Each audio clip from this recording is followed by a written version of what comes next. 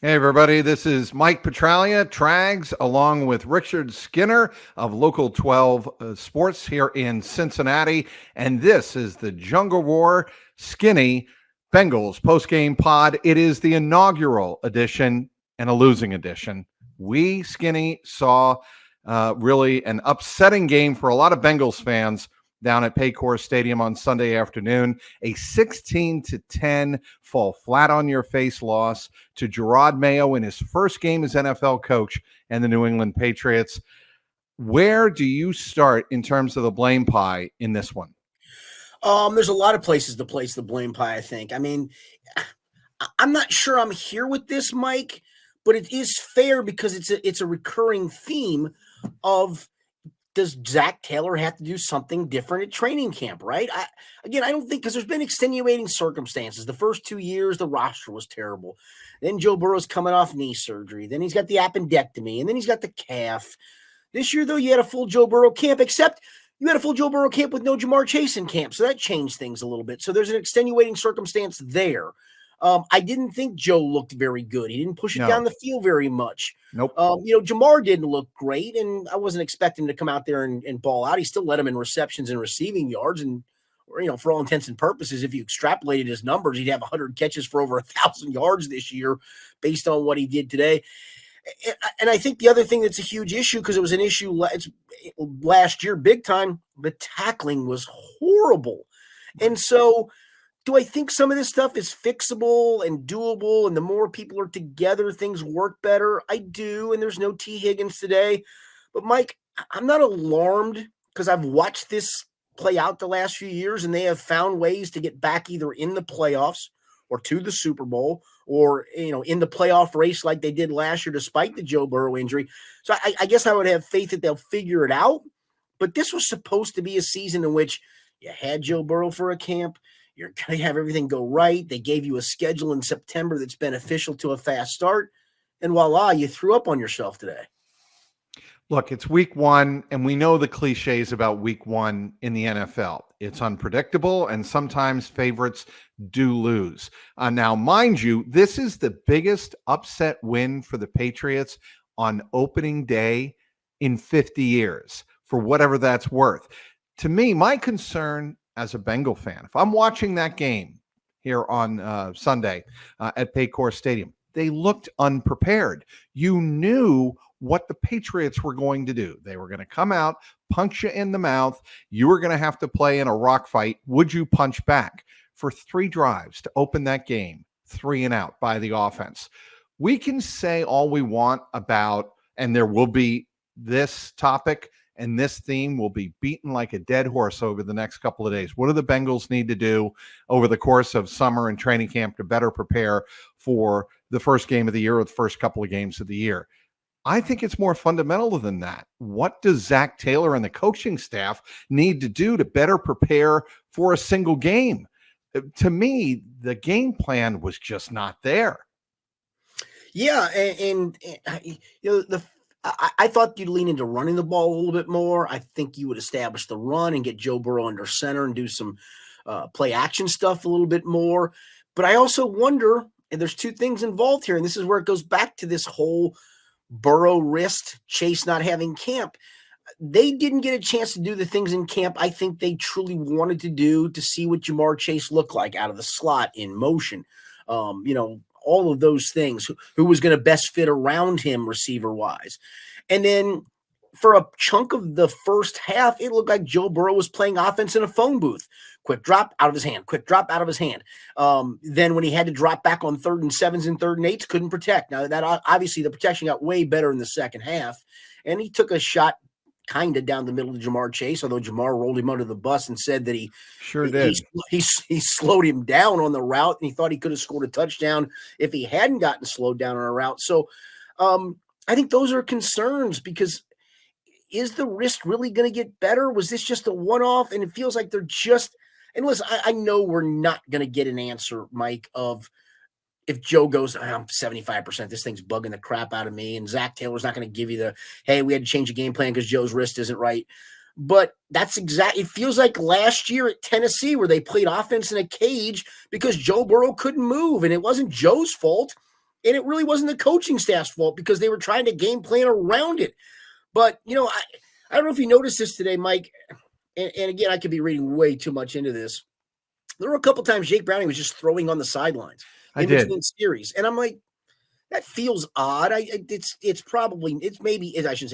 maybe not. He just wants to throw the ball a little bit, but were they thinking of making a move? I don't know. Maybe. Yeah, I did notice that as well, but I saw Joe Burrow throwing, and I'm that's Browning throwing the ball back. I did notice that, but I didn't give it a second thought. I actually thought Burrow there were some touch throws he made that I thought were pretty good. I thought he rolled out of the pocket. He found Andre Yosivas for that first down with 10:27 to go in the second quarter. It's ridiculous. I mean, look, that we're not going to see that kind of offense, I don't think, very much this year. But I think it frustrates Bengals fans that you have a quarterback who's getting paid $55 million a year. And frankly, you're paying him that kind of money and $219 million guaranteed to go out and win games like this, where you have to play quarterback in a phone booth sometimes. Figure it out. There were, I believe, and I have the game book in front of me, there were to Zach Moss 4 targets for 2 catches, 17 yards. Chase Brown 3 targets, 3 catches, and 12 yards. When you know what the Patriots were going to do to you in terms of take away the deep threat, try to bring as much pressure as they could, there was an answer. And those were the running backs. And I just don't think Burrow and Dan Picture, the offensive coordinator, figured them into the game plan enough. Yeah, Zach Moss did have, I believe, 2 drops. So that's on. He did have one bad one that I remember open in the flat. Yeah, yes. One bad one for sure. I was a little surprised that Chase Brown wasn't involved a little more, especially in the pass game. We saw a screen to him at one point, and it went for some decent yardage. We saw a lot of screen game in training camp, and I really thought they were going to lean into the screen game, especially early in the season. There's a part of me after today and watching how the snaps unfolded, and you can certainly shoot me down for this. That's why I love doing conversation with you and a podcast with you. It felt like it was almost like they didn't trust Chase Brown as much as I thought they trusted Chase Brown. Right? I agree with that. Like, what do you have him on the roster for? It's to explode. It's to have burst plays. We heard so much about Joe Mixon only gets what's blocked. We need more explosive plays out of a running game. Well, you got to give him the ball. He's got to be on the field to do that. Yeah, Joe Mixon, by the way, got a lot of those blocked today in Houston. He got 150 some odd yards. So maybe that's as much as I didn't disagree with the decision to trade him and move on from him. And I thought he was kind of at the end of his rope. And I hate to do this, give him credit. I mean, he went to a place that apparently found a way to block him up and get him 150 some odd yards. It was pretty impressive. Yeah, and we could go down that rabbit hole. I'm not going to do that because we don't have to. We've moved on from Joe Mixon. I am of the belief that this roster offensively has more than enough weaponry. Agreed. Even with T. Higgins out of the lineup today, they had enough weaponry to beat the New England Patriots. I'm not buying the argument that because T. Higgins wasn't in the lineup, you didn't have enough. I think you did. There was a moment to me that was remarkably deflating to the Bengals, and I failed to ask this question after the game because we were all talking about Chase Brown, the loss, and all of that. Mike Gesicki makes what looked like an incredibly sensational grab, one-handed grab, lands down in the end zone, touchdown in the first quarter. It gets overturned by replay. Very next play, it's the in-cut slant to Tanner Hudson, and it looks like, oh, well, he's going to make up for it. And that's exactly what I was thinking about writing down on my laptop. And as soon as he gets to the 2-yard line, he switches the ball. It's Kyle Duggar coming over, the strong safety for the Patriots, punching the ball out, much in the same way that Von Bell did to Ramondre Stevenson on Christmas Eve in 2022, punches the ball out. Marcus Jones recovers. I don't fully think the Bengals recovered from that. No, I mean, because it looked like that was the series that was going to get you back in it, get you back in rhythm. Everybody feeling good. The score changes. You're okay. Everything's gonna be right with the world. and unfortunately it didn't. Gesicki just barely couldn't hold on as he came to the ground. It was the right overturn. I mean, it showed it, but it was almost a spectacular catch. And then Tanner Hudson is literally one of the most reliable people. If you wrote down the word reliable and listed 5 Bengals, he'd be one of the 5 most reliable. Yet he had a weird drop today after that, and then had that happen to him. And I feel bad because I really think Tanner is a emerging player as a pass catcher. As everybody talks about, he's a quarterback friendly guy. And on that play, it looked like, wow, what a play. 3rd and 11, you catch Tanner Hudson on a shallow cross, and he's going to sprint into the end zone. And the next thing you know, you're seeing a mad scramble to your point, and New England has a not only averts it, but gets the ball off their goal line as well. So, that was a huge sequence of back-to-back plays. The other sequence, the Bengals down 10-0 at halftime. They get a 3-and-out from their defense. And I thought one of the best defensive series of the game for the Bengals. Force the punt. Charlie Jones, normally sure-handed, fumbles the ball on the return. Patriots get it at the 24. Bengals defense comes up again big, holds them to just the 35-yard field goal for the Patriots. And you're talking about 13-0, still a ball game. And that moment, though, again, was deflating to the Bengals. Yeah, I mean, the defense actually had 3 straight 3-and-outs to start the second half. The first one you talked about that forced the Charlie Jones punt. Then technically wasn't 3-and-out. It was 3 and a field goal on that after they recovered the fumble. Right. And they actually did it on the very next defensive series. But yeah, even though it really didn't change the number of possessions you were behind, you still had a big goose egg on the scoreboard at that point. And now you're chasing 13 points as opposed to 10. And it is different, right or wrong. It's completely different what you're chasing at that point. And I mean, listen, I get Zach Taylor after the game telling us that turnovers decided the game, and to a large degree, I guess in the micro or maybe even the macro, I don't even know. I get those all messed up all the time. Like, I mean, the Tanner Hudson thing cost them 7, right? And the Charlie Jones things cost them 3 the other way. 10-point differential in a 6-point game is a huge differential. And if you want to look at it that way, that probably was the difference in the game, but it felt like it was so much more than that. And that's what's a little deflating at the moment. What should Zach Taylor's message be? That we've been through this before. And I do an exercise every year, Mike, in a prediction column where I we all predict a record, right? I don't like to go down game by game because so much stuff changes. Sure. But I do put games in what would be a likely win column, a likely loss column, and then what I call swing games.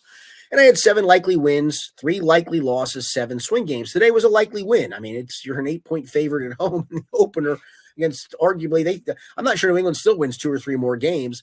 And every year I've done that exercise, some wacky game in the likely win column becomes a loss. See the New York Jets and Mike White a couple of years ago.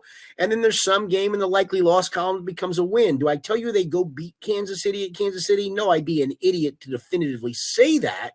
But, I think this team has shown great resilience. And maybe it's, maybe these first couple of games of the season, whether we like it or not, fans like it or not, almost really is their preseason ramp up to where they got to work out the kinks. They have to find out what works and what doesn't work.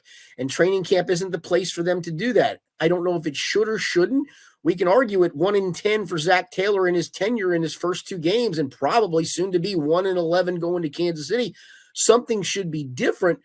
But I also get that his goal is get this team to the finish line at the end of the year as healthy as possible. He believes the way he's doing it is right. And last year, the entire offensive line, as you know, Mike, they all started 17 games together. Yep. There's something to be said for that. You can say, well, Joe Burrow got hurt. Freaky. Jamar Chase got hurt a couple of years ago. Freaky. Chidobe Awuzie got hurt. Freaky. I don't think it's because of overusage that these guys have gotten hurt. It's just freaky NFL stuff happens. I think his goal literally is, I'm getting us to the finish line. And that's my main goal. The first few weeks be damned. If we can get through them, we get through them. And I think you saw that today. I don't think this team was ready to play today. I don't think this team had a game plan ready to beat New England today. That's a problem to me. And that's a problem. And I'm with you. Go ahead. I certainly would enjoy the other point. I'm trying to soft shoe this without soft shoeing it, because I understand the part. Change. I understand that you treat this part of the season as your ramp up. And I get that. It's the reality of today's NFL. It does not excuse, however, going into a game looking like you were out of completely I don't want to say disinterested, No, but you were flat and it didn't look like you were prepared to take on the opponent. It's one thing to say, okay, we're going to have to ramp up and be ready to play physically. But it looked like they weren't ready for their opponent. Did it not to you? Yeah, no, I agree with that. So how much, and I'm going to flip a question on you because I appreciate where you went with that. So how much do you think the Jamar Chase situation affected today? How much do you think T. Higgins' injury situation affected today? I'm not looking for excuses.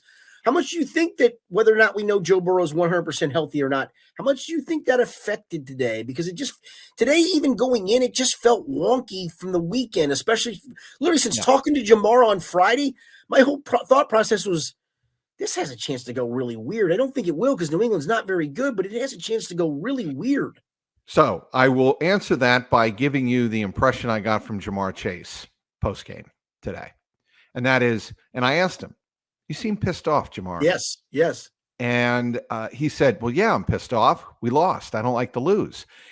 But there was a point to my question beyond, I know he hates to lose. He said that many times. It's that something doesn't seem right. It seems like he's uncomfortable with the way things are being run in the organization. That's that vibe he gave off. And of course, he's not going to say that, but the posturing and the demeanor of Jamar at his locker today was unmistakable. And to your point several minutes ago about what he said about Joe, I don't think I'd ever heard him say that in such a critical way about Burrow, thinking that, you know, I had a touchdown if he just lays the ball out to me. Maybe he has. Maybe there have been singular times in the last couple of years where he's done that. But it just struck me as a little bit odd, and he seemed a little bit frustrated and impatient with everything. Well, and to that point, if you remember in that interview process, it felt like a couple questions later he realized, crap, I just rolled Joe under the bus. I really don't want to do that. And he tried to walk it back. Where I think somebody asked him about, you know, what do you mean? He kind of slowed you down, and he said, well, he was trying to protect me. And that wasn't his initial answer to that. His initial answer to that, to me, I think you read the same thing, is, dude throws it where I want him to throw it, where he should have thrown. We got 6, man. We didn't get 6. And so I do think they still have a great relationship. I don't want anybody to read that the wrong way. But that's Jamar being frustrated. Jamar isn't upset with Joe Burrow. He's like, why can't we run a freaking offense to beat this defense? Why are the Patriots an inferior team? And everybody in that locker room, not to be disrespectful to the Patriots, but Bengals have, on paper, a more talented roster. Why did we just lose to them in our home opener? Michael freaking Jordan started at guard today. Bengals fans, do we remember Michael Jordan? Yes, we do. I mean, that's who started at guard in place of City Sal. And City Sal's a nice player. He's not an all-pro or anything, but you're talking about, that's where they're at. They beat you with a guy that you cast off, and rightfully so, for goodness sakes.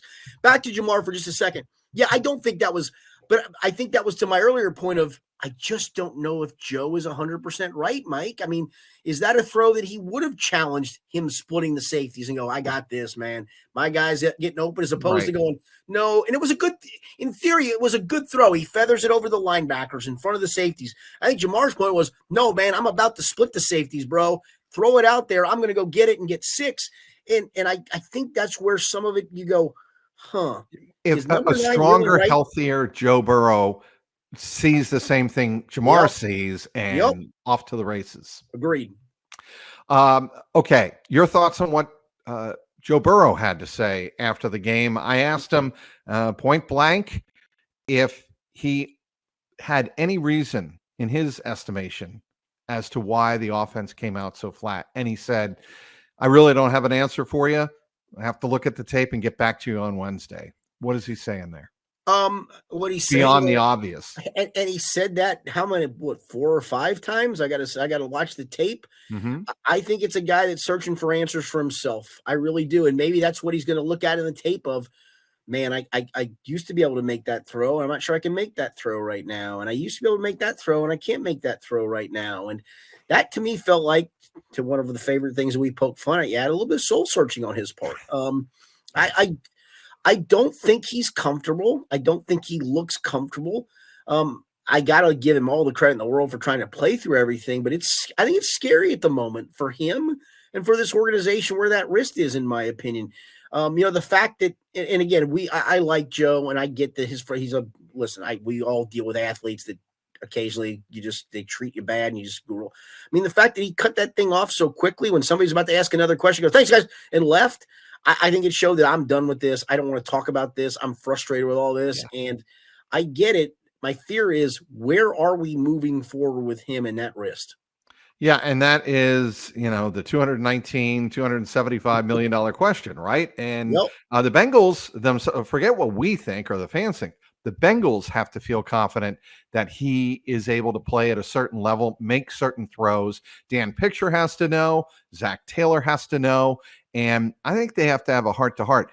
As far as the rest of the roster is concerned, my point about Zach Taylor is, and it was interesting to hear, certainly Tom Brady, if anybody had a chance to listen to Tom Brady on the Fox broadcast of the Cowboys beatdown of the Browns, he talked about 30 to 45 seconds about the discipline Bill Belichick gave him and how accountable he held everybody when they weren't playing well.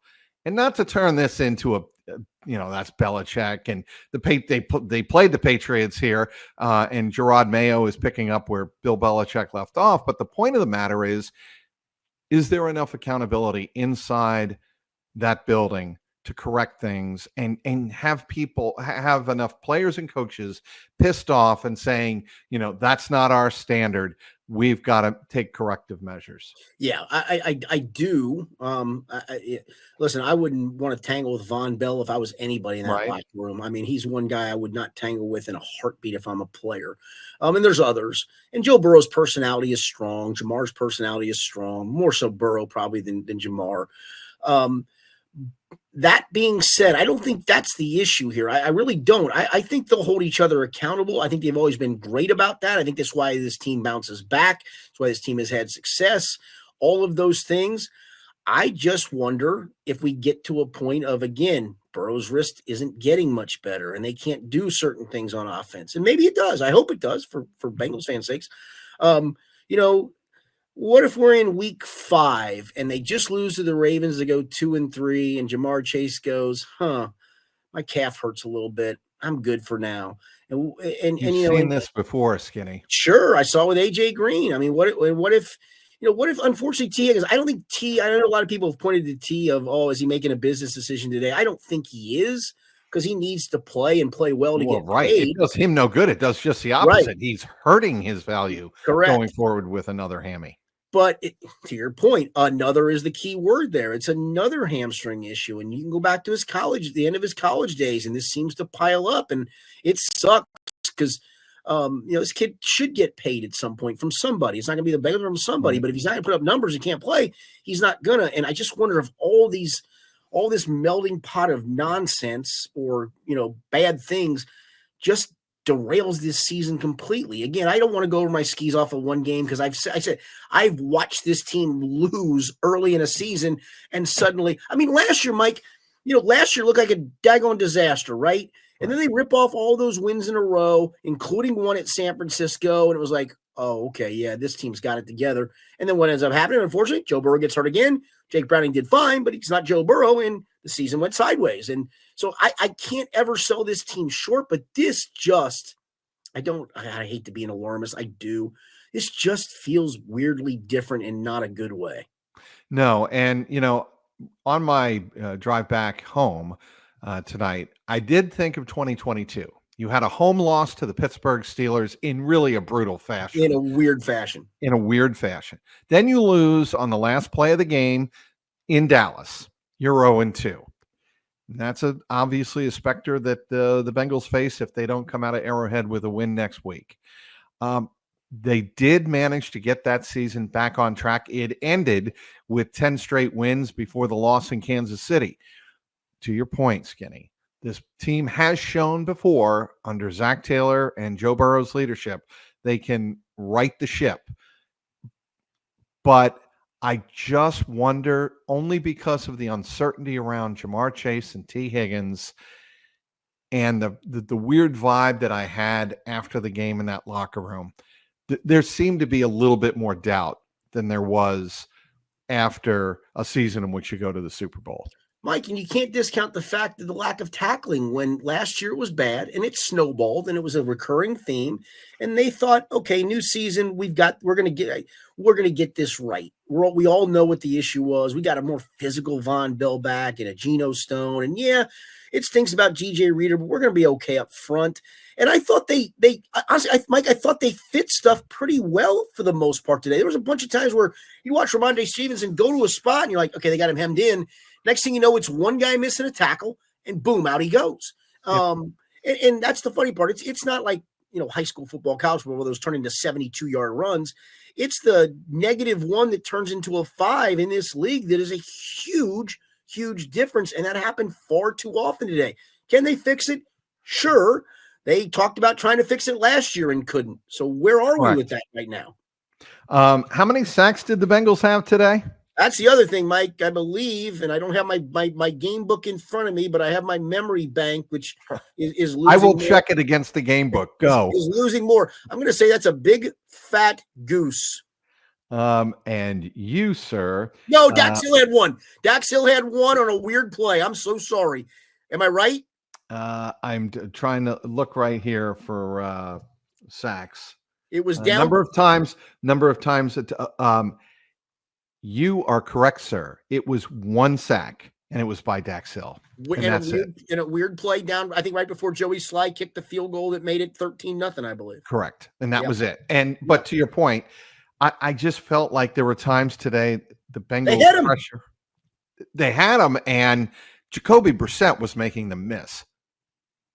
Yeah, I mean, is that Trey Hendrickson trying to go for a kill shot? Is that he complained a lot, and you saw it too, about getting held, and he probably was, but bro, shake it off and just go make a play. And then there were times where this was supposed, and this is, I think, the concerning thing a little bit today, or maybe even not a little bit, but it's one game.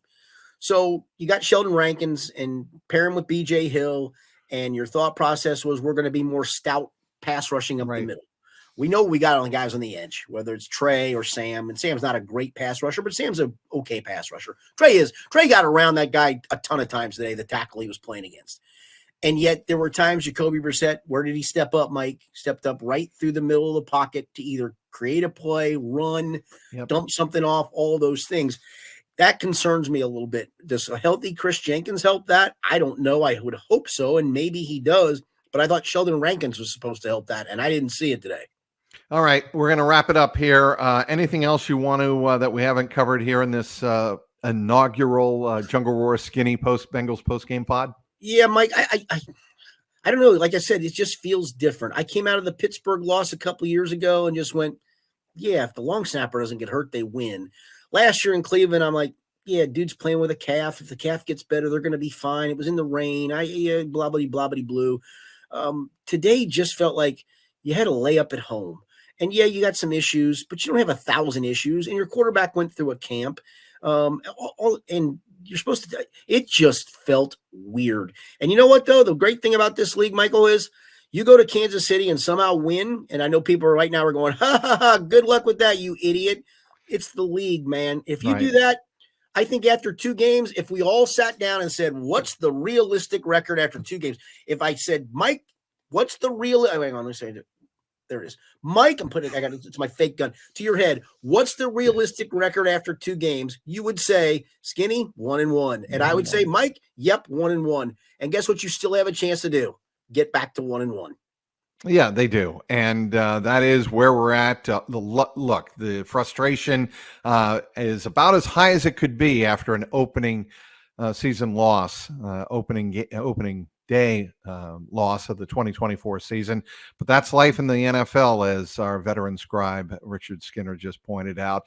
Be sure to cover all of Skinny's great work on local12.com. He does a fabulous job covering the Bengals all week long, all season long on local12.com. As for myself, yours truly, you can follow me on the X at Trags, Trags, CLNS Cincy with a Y.com, and the YouTube page. My YouTube page is youtube.com/@Jungle Roar Pod.